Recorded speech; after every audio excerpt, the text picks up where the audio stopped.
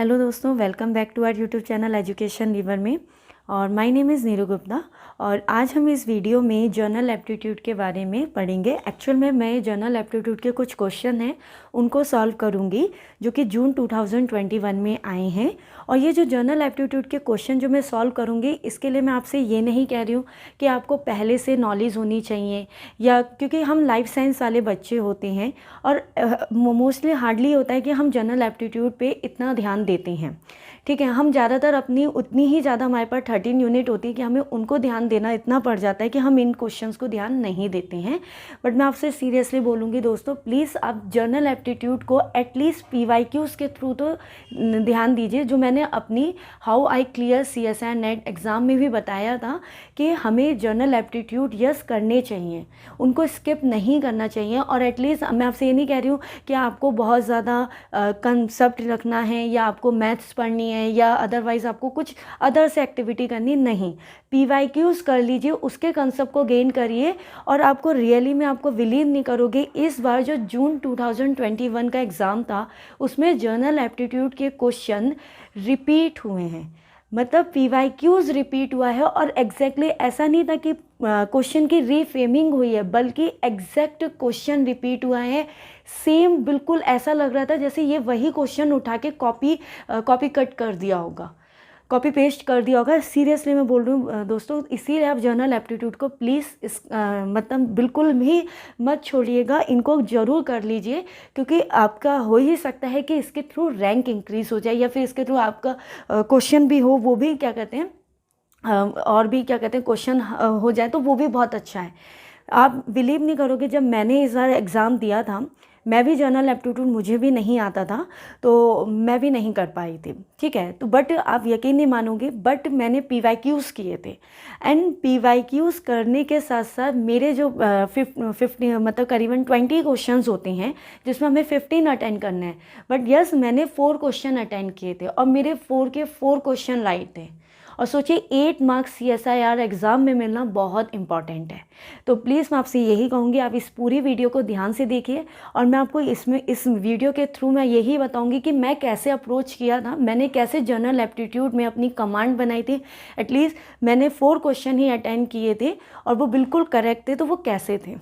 तो मैं इस वीडियो को मैं स्टार्ट करती हूँ। और इस वीडियो में हम क्वेश्चंस को सॉल्व करेंगे जो कि जर्नल एप्टीट्यूड से आए हैं। ठीक है, देखिए ये शिफ्ट 2 में जर्नल एप्टीट्यूड में क्वेश्चन आया है और ये CSIR 2021 एग्ज़ाम में है। और ये सेम क्वेश्चन जून लाइफ साइंस के ही एग्ज़ाम में दिसंबर 2015 में आ चुका है।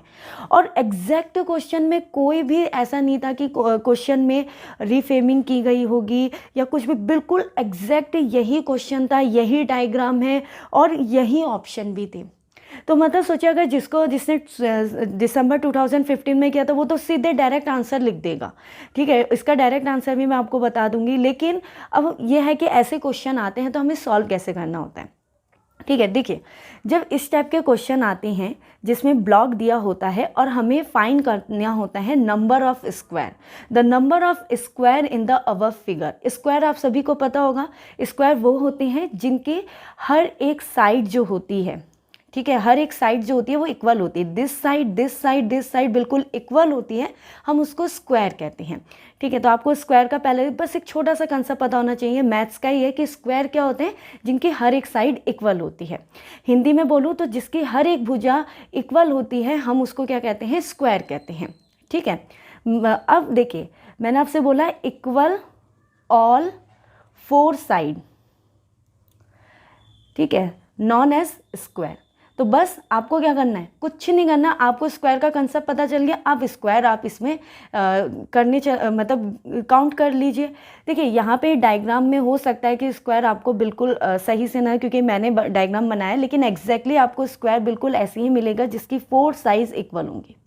ठीक है, बस आप काउंट कीजिए 1 2 3 4 5 6 7 8 9 10 11 12 13 14 15 16 17 18 19 20 तक तो ये हो गए। अब देखिए और गिनते जाइए, ये हो सकता है एक स्क्वायर 21, ये हो सकता है 22, ये हो सकता है 23, ये भी हो सकता है 24, 25, यहाँ देखिए ये भी हो सकता है 26, 27, ये भी हो सकता है 28 और ये भी हो सकता है 29। तो इस पर्टिकुलर फिगर में 29 स्क्वायर थे और यही इसका क्या है, करेक्ट आंसर है। आपको इस क्वेश्चन को करने के लिए ऐसा नहीं था कि आपको बहुत ज़्यादा नॉलेज होनी चाहिए, बस आपको एक छोटा सा कंसेप्ट पता होना चाहिए कि स्क्वायर का मतलब क्या होता है, जिनकी 4 साइड इक्वल होती हैं, बस आपको इसी के थ्रू फाइंड आउट करना था। अब जैसे ये बात, जैसे मैं अगर सपोज मैं इतना डायग्राम को लूँ तो ये स्क्वायर नहीं है, अगर मैं इतने डायग्राम को लूँ तो ये स्क्वायर नहीं है, ये रेक्टेंगुलर हो गया, क्योंकि इसकी 4 साइड इक्वल नहीं है तो हम इसको मेज़र नहीं कर सकते, हम इसको काउंटिंग में नहीं लेंगे।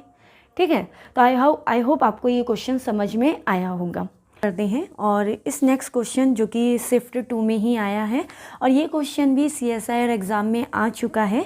इस टाइप के जो ये क्वेश्चंस हैं, जो हमें ये फॉलोइंग वैल्यू है जो कि पावर में, आपको पता है 2 के ऊपर ये पावर है, यानी कि 2 के ऊपर 2 एंड 2, ये सब क्या है, इसकी पावर है। इस टाइप के उस क्वेश्चन को सॉल्व करने के लिए आपको सिंपल करना है, आपको ऊपर से चलना और एक एक करके सॉल्व करना है। जैसे मैं इन 2 को सॉल्व करूं, यानी कि 2 की पावर 2 का मतलब क्या हो गया, 2 की पावर 2 का मतलब हो गया 4, है ना। तो यहाँ पे 2 की पावर 2 का मतलब क्या हो गया, 4। अब 2 की पावर 4 का मतलब क्या हो गया, मेरे को 4 बार 2 लिखना है, 2 2 2, इसको सॉल्व कीजिए, कितना आएगा 16। तो बस इसको सॉल्व करने के बाद क्या आ गया आंसर 16। बस देखिए कितना इजी था इस टाइप के क्वेश्चन को सॉल्व करना। अगर आपके कोई भी ऐसा क्वेश्चन आता है जनरल एप्टीट्यूड में तो आपको ऐसे ही करना है, पावर कुछ भी दी हो बस आपको ऊपर से इनको पावर में ही मानना है कि 2 की पावर 2 मतलब 2 × 2। अब आपने पहले इसको सॉल्व किया, फिर उसके बाद 2 की पावर 4 मतलब 2 कितनी बार है, 4 टाइम्स है, तो बस आप सॉल्व कर लोगे और आपका आंसर आ जाएगा। तो इस ऑप्शन का आंसर 2 की पावर 16 है। ठीक है, ओके, नेक्स्ट क्वेश्चन की तरफ मूव करते हैं।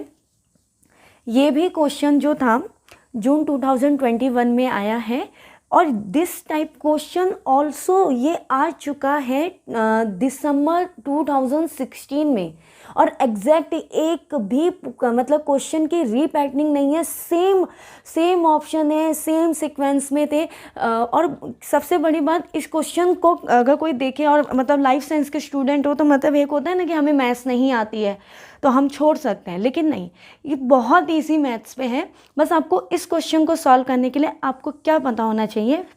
ओके, इस क्वेश्चन को स्टार्ट करने से पहले हमें क्या करना है, मैथ्स की कुछ प्रॉपर्टीज़ के बारे में समझना है।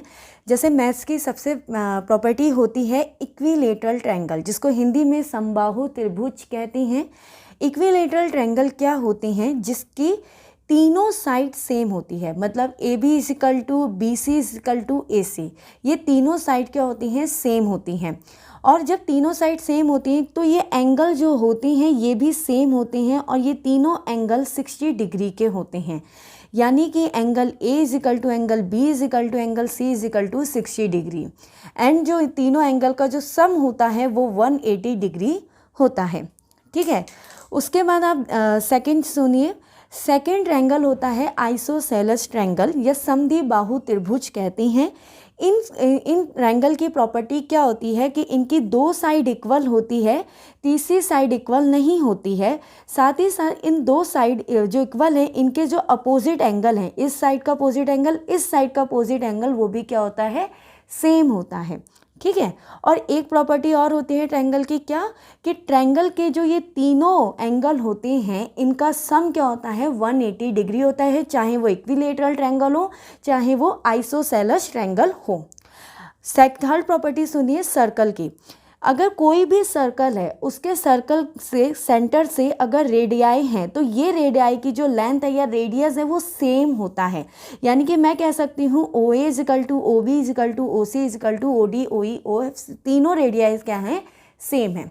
अब आपको ये तीनों प्रॉपर्टी मैथ्स की पता होनी चाहिए और एक्चुअल में पता भी नहीं होगी ना, आप इस क्वेश्चन के थ्रू ये आप फाइंड आउट कर सकते हो, गूगल सर्च कर सकते हो, या फिर आपको मैंने तो खैर बता ही दिया तो आपको ये पता हो ही गया होगा। ओके, अब हम इस क्वेश्चन को स्टार्ट करते हैं। आई होप आपको जितनी मैंने प्रॉपर्टी बताई हैं आपने समझी होंगी। अब देखिए इस क्वेश्चन को मैंने ये डायग्राम को यहाँ पे बना दिया है जिसके थ्रू थोड़ा क्लियरली विजिबल हो रहा होगा। ओके, क्वेश्चन में बोला है OA, OB and OC। Okay, ये क्या है, रेडियाई हैं और मैं आपको ऑलरेडी बोल चुकी हूँ अगर ये रेडाई हैं और इक्वल सेंटर से हैं तो इसका मतलब O A is equal to O B is equal to O C. ठीक है, ये सर्कल के रेडाई हैं और ये इक्वल हैं, ये अभी मैंने आपको कंसेप्ट बताया था।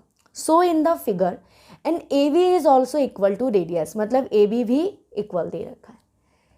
पता है इसके हिंट से आपको मिला कि अगर O A is equal to O B is equal to A B तो डेट्स मीन ये जो ओ ए बी है ये वाला ये क्या है, ये आपका इक्विलेटरल ट्रायंगल हो गया, जो मैंने आपको प्रॉपर्टीज बताई थी। इस प्रॉपर्टी से आपको ये बात पता लग गई, अगर ये इक्विलेटरल ट्रायंगल है तो इसका मतलब angle A angle B is equal to angle O is equal to 60 degree. ठीक है, तो ये एंगल कितना है, 60 डिग्री है, ये भी 60 डिग्री है और ये भी 60 डिग्री है। ठीक है, अब एक चीज़ ध्यान से देखिए, ये जो एंगल ओ ए है और ओ सी है, ठीक है, मुझे ये वाला एंगल फाइंड आउट करना है क्योंकि मुझे तो ये एंगल फाइंड आउट करना है ना। मुझे क्वेश्चन में बोला है what is a angle O C B, तो आपको what is angle O C B ये फाइंड आउट करना है। तो इसका मतलब मुझे ये एंगल फाइंड आउट भी करना पड़ेगा। तो इसको फाइंड आउट करने के लिए देखिए ये एंगल बिल्कुल दिखाई दे रहा है 90 डिग्री का एंगल। एक्चुअल में 90 डिग्री अगर आपने बचपन में पढ़ा होगा मैथ्स में तो 90 डिग्री के एंगल का साइन यही होता है, ये 90 डिग्री का एंगल है। तो मैं एंगल यहाँ से ओ सी, इसको कोई भी नाम दे देते हैं, बी ओ सी निकाल सकती हूँ। तो एंगल बी ओ सी क्या होगा मेरा, is equal to 90 degree minus 60 degree is equal to 30 degree. इसका मतलब ये एंगल मेरा 30 डिग्री आ गया, बट मुझे ये फाइंड आउट नहीं करना। अब देखिए ध्यान से देखिए, ये रेडियाई ओ बी था, ये भी रेडियाई ओ सी था। इसका मतलब ये वाला जो एंगल, मतलब ये वाला जो ट्रायंगल है O B is equal to O C ही सेम है, बी सी सेम नहीं है। इसका मतलब ये वाला जो ट्रायंगल है ये कैसा है, आइसोसेलेस ट्रायंगल हो गया। इसका मतलब ये वाला एंगल और ये वाला एंगल सेम होगा क्योंकि ये आपस के सेम है, यानी कि ये जो सेम साइड है इनके ये अपोजिट एंगल सेम होते हैं, जो अभी मैंने आपको प्रॉपर्टी बताई थी। अगर आपको नहीं पता है तो प्लीज़ आप वीडियो को रिवाइज कीजिए और फिर उसको देखिए, कंसेप्ट को समझिए, तभी ये क्वेश्चन आपको समझ में आएगा। तो इसका मतलब angle B is equal to angle C same हो गया। ठीक है, और अब नाम भी दे सकते हो बट मैं बहुत शॉर्ट फॉर्म में लिखा रही हूँ ताकि हमें ईजिली अंडरस्टैंड हो जाए। ठीक है, चलिए नाम दे देते हैं ओ बी सी, क्योंकि ये इस वाले ट्रायंगल का एंगल है। तो मैं बोल देती हूँ O B C is equal to O C B. जो मैथ्स में हम जब भी जो भी एंगल जहाँ बनता है हम उसको बीच में लिखते हैं। ठीक है, तो ये दोनों क्या हो गए, सेम हो गए। अब देखिए ये दोनों सेम हो गए तो मैं इसको x कह देती हूँ क्योंकि मुझे तो नहीं पता, तो मैं इसको x कह देती हूँ, तो ये भी x है, तो दोनों क्या हो गए, ये दोनों का मेन के मान क्या हो गया, x हो गया। मैंने आपको एक प्रॉपर्टी बोली कि कोई भी ट्रायंगल हो उसके तीनों ट्रायंगल का सम 180 डिग्री होता है। मैं इसके एंगल को निकाल चुकी थी। ठीक है, इसका एंगल कितना था, 30 डिग्री इस वाले का, और मैंने इसको बोल दिया लेट x माना, इसको भी x माना है और ये 180 डिग्री हो गया। अब इसको सॉल्व कर दीजिए, ये x कितना हो गया, 2x 180 डिग्री। अगर आपने मैथ्स पढ़ी तो आपको पता है कि हम 30 को 2x में ऐड नहीं कर सकते हैं क्योंकि ये दोनों सेम क्वांटिटी नहीं है। ठीक है, इसको हमें यहाँ ले जाना पड़ेगा, तो 2x हो जाएगा is equal to 180 degree minus 30, तो कितना होगा 150। अब x की वैल्यू आप फाइंड आउट कर सकते हो क्योंकि 2 को इधर ले आओगे तो 150 में से 2 करोगे तो कितना आएगा, 75 डिग्री। तो इस पर्टिकुलर क्वेश्चंस का जो आंसर था वो था 75 डिग्री। तो यहाँ पे ये जो एंगल का जो आपसे पूछा गया था वो कितना होगा, 75। और ये जो क्वेश्चन है ये 2 में आज मतलब ये 2 बार आ चुका है, तो सोचिए क्वेश्चन कितना इम्पॉर्टेंट था। हमने इस क्वेश्चन के थ्रू कुछ मैथ्स के कंसेप्ट समझे और हो सकता है कि यही प्रॉपर्टी आगे भी आ जाए जनरल एप्टीट्यूड में।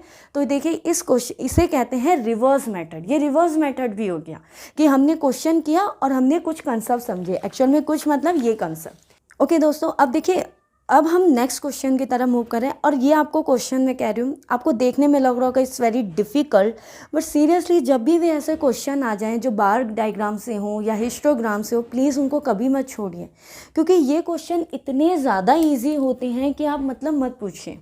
आपसे क्या पूछा है, बस आपको ना बहुत ध्यान से इनकी लैंग्वेज को पढ़ना है और बहुत ध्यान से अंडरस्टैंड करना होता है। जैसे दिया था, wheat production of a country over a number of year is show in the graph. ये शो ग्राफ में दिया गया है और वीट का प्रोडक्शन हो रहा है, ठीक है, और यहाँ पे ग्राफ ईयर वाइज दे रखा है। विच ईयर रिकॉर्ड द, देखिए अब कंफ्यूज करने के लिए बोला क्या है, हाईएस्ट परसेंट रिडक्शन। मतलब अगर कोई देखें, स्टार्टिंग में देखें तो हम हो सकता है हम हाईएस्ट, हमें अरे इसमें तो हमें हाईएस्ट प्रोडक्शन पूछा है तो हम 2000 आंसर दे देंगे, लेकिन देखिए उन्होंने बोला है highest percent reduction in production over the previous year. किस ईयर में सबसे कम प्रोडक्शन हुआ? तो अब बहुत सिंपल है, किसमें सबसे कम है? ग्राफ में सबसे ज़्यादा कम लाइन किसका है? 2014 में। बस this is the answer, 2004 is the answer. अगर हम हाईएस्ट परसेंट्स देखते तो हो सकता है कि हम 2000 ईयर में आंसर लिख देते, बट पहली बात तो 2000 आंसर गिवन भी नहीं है ऑप्शन में, लेकिन इसका जो करेक्ट आंसर है वो 2004 है। और इस टाइप के क्वेश्चंस को बस एक एनालिसिस वे में आपको करना होता है। यहाँ पे आपको बार डायग्राम दिया था, बस बार डायग्राम में आपसे पूछा है कि किस में रिडक्शन कम है। अब देखिए सबसे ज़्यादा कम बार डायग्राम किसका आ रहा है? इसका ही आ रहा है, यहीं पे सबसे कम लाइन है, तो यही क्या होगा, इसका आंसर होगा। ओके, अब हम नेक्स्ट क्वेश्चन की तरफ मूव करते हैं। ये क्वेश्चन भी बहुत सिंपल है, बस आपको इस क्वेश्चन को मतलब सॉल्व करने के लिए आपको पता होना चाहिए time crossing is equal to total length upon relative speed. अगर आप चाहते हैं कि मैं इस जनरल एप्टीट्यूड के, ये पूरा टॉपिक है स्पीड का, speed time work, speed time और डिस्टेंस का। ओके, अगर आप चाहते हैं कि मैं इस पे वीडियो लेकर आऊँ, क्योंकि ये पर्टिकुलर जो टॉपिक है वो बहुत ज़्यादा लेंथी है, मैं इसमें नहीं समझा सकती, मैं आपको सिर्फ एक फॉर्मूला बता रही हूँ, ये फॉर्मूले से आप इस क्वेश्चन को सॉल्व कर सकते हो, ठीक है। लेकिन अगर आप फिर भी चाहते हैं कि आपको टाइम डिस्टेंस स्पीड में चाहते हैं कि मैं इस पर बनाऊँ वीडियो, आप मुझे प्लीज़ कमेंट सेक्शन में बता सकते हैं। ओके, मैं आपको ये पहले ये क्वेश्चन इस फॉर्मूले से सॉल्व करके बताती हूँ। ओके, आपसे बोला था 3 मीटर लॉन्ग कार, यहाँ पे कार की लेंथ दे रखी है, goes past a 4 metre long truck at a rest, और जो यहाँ पे जो ट्रक है उसके भी यहाँ पे लेंथ दे रखी है। मतलब मैं अगर कार बना लेती हूँ, थोड़ी सी कार ऐसी बन रही है, ठीक है, ये कार जो है वो 3 मीटर लॉन्ग है, और यहाँ पे एक ट्रक बना लेते हैं, मैं थोड़ा सा इसको बड़ा बना देती हूँ ट्रक को, और ये 4 मीटर ट्रक है। ये इसको क्या करती है, ये पास होगा, सॉरी ये पास करती है, ये रेस्ट पे है, ये जो ट्रक है ये रेस्ट पे है, तो मैं इसकी वेलोसिटी को 0 बोल देती हूँ।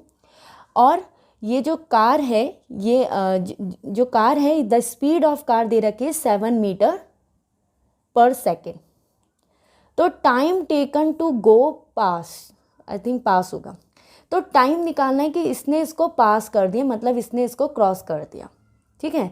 तो बस आपको कुछ नहीं करना है, सबसे पहले आपको रिलेटिव स्पीड निकालनी है। तो रिलेटिव स्पीड तो सिंपल है, यहाँ इस केस में रिलेटिव स्पीड हो जाएगी 7, ठीक है, क्योंकि सिंपल है कि ये तो रेस्ट पे है, तो ये हम सिर्फ इसकी रिलेटिव, हम इसकी स्पीड को ही ले लेंगे, तो यही इसकी रिलेटिव स्पीड हो जाएगी। उसके बाद लेंथ हम लेंगे, मैंने आपको लिखा रखा है फॉर्मूले में टोटल लेंथ, तो टोटल लेंथ कितनी हो गई, यहाँ पे टोटल लेंथ हो गई 3 + 4 = 7 मीटर। बस टाइम निकाल दीजिए, तो टाइम कितना लगेगा, 7 × 7 1 सेकेंड, और यही इस क्वेश्चन का आंसर है 1 सेकेंड, ठीक है। देखिए कितना इजी है, बस आपको फॉर्मूला पता होना चाहिए, आपको पता होना चाहिए कि रिलेटिव स्पीड कैसे निकालते हैं और टोटल लेंथ कैसे ली जाती है, बस। लेकिन अगर आप चाहते हैं कि रिलेटिव स्पीड से आपको मैं वीडियो बनाऊं तो आप प्लीज़ मुझे कमेंट सेक्शन में बताइए, क्योंकि इस वीडियो में मैं ये टॉपिक सिर्फ इतना ही कवर कर सकती हूँ। तो आप आई होप आपको ये जो मैंने जनरल एप्टीट्यूड के कुछ क्वेश्चन लिए थे, आई होप आपको ये समझ में आए होंगे और आपने ये सीखा होगा कि हम PYQs करके कैसे हम जनरल एप्टीट्यूड से अपने कंसेप्ट बना सकते हैं। एक्चुअल में हम इसको रिवर्स मेथड कहते हैं कि हमारे पास क्वेश्चन था, हमने कंसेप्ट गेन किया और उस कंसेप्ट गेन करके मे भी हो सकता है अगर इन केस इन फ्यूचर, मतलब अगर ये हमारा जून 2022 में एग्ज़ाम होता और उसमें भी अगर क्वेश्चन आते तो हम इसको सॉल्व कर सकते हैं। तो अगर आपको ये वीडियो अच्छी लगी है तो please like, share and subscribe कीजिए। और दोस्तों, thank you so much for watching this video and I hope आपको ये वीडियो अच्छी लगी होगी।